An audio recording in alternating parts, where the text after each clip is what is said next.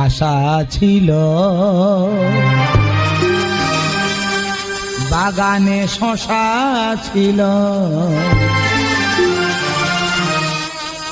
আজ আশা নেই পিতল কাঁসা। আশা ছিল বাগানে শশা ছিল,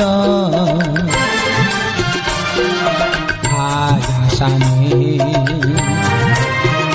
পিতল কাঁসা। এই সেই খন্তি করা